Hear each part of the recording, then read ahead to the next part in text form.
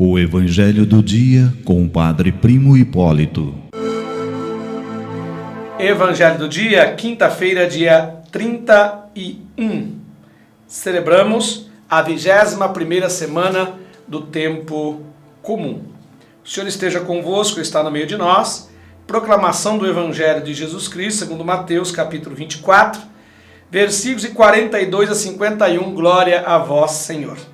Naquele tempo, disse Jesus aos seus discípulos: ficai atentos, porque não sabeis em que dia virá o Senhor.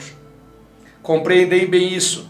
Se o dono da casa soubesse a que horas viria o ladrão, certamente vigiaria e não deixaria que a sua casa fosse arrombada. Por isso também vós ficai preparados, porque na hora em que menos pensais, o Filho do Homem virá.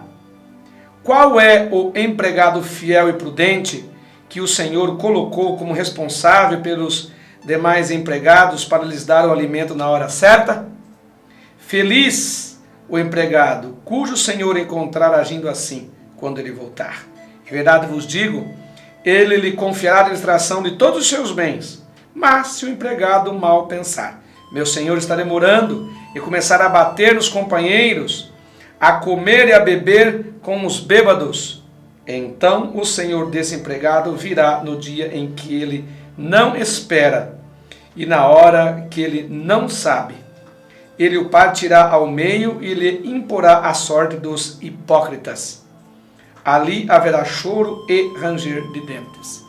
Palavra da salvação, glória a vós, Senhor.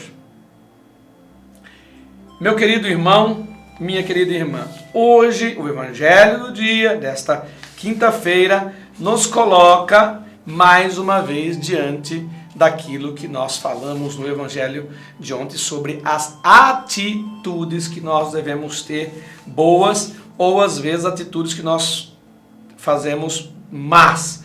Ou seja, às vezes nós construímos o reino de Deus e às vezes nós destruímos o reino de Deus.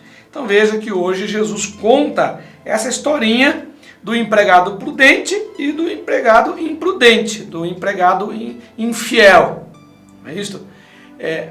O empregado prudente, ele faz a mesma coisa na frente do seu patrão e quando o patrão não está, ele administra como se fosse dele, ele constrói como se fosse dele aquele reino.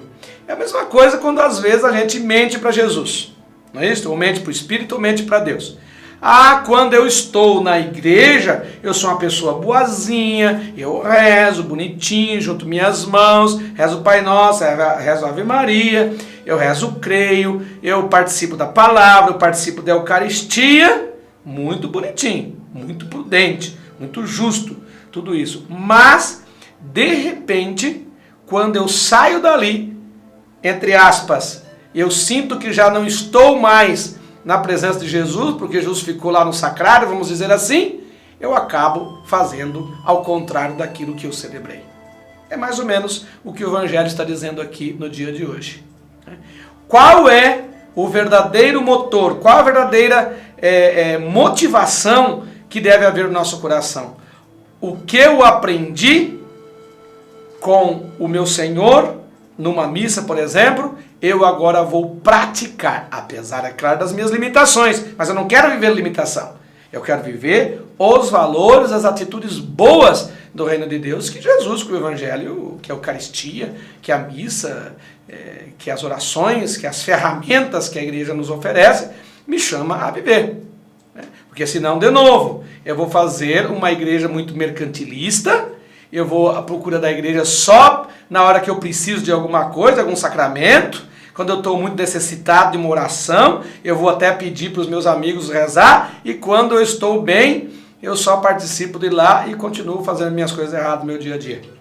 Então isso não pode, não deve acontecer com o cristão. Como eu já disse, apesar das nossas necessidades, apesar das nossas incoerências, nós precisamos dar um jeito de no meu dia a dia, fazer, realizar aquilo que eu vivi dentro de uma celebração, por exemplo. Porque senão vai acontecer que nem aqui o nosso amigo, nessa historinha que Jesus conta hoje, no Evangelho de Mateus capítulo 24, que quando o mestre está longe, ou seja, quando o patrão está longe, o que eu faço?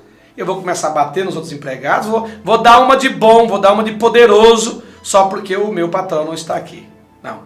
O verdadeiro discípulo é aquele que, com ou sem a presença, num momento de missa, ou no momento de missa, ou no meu trabalho, na minha família, onde eu estiver, eu realizo as coisas divinas, eu realizo as atitudes, os valores divinos, para que assim o reino de Deus possa ficar mais pleno, para que o reino de Deus possa ser construído.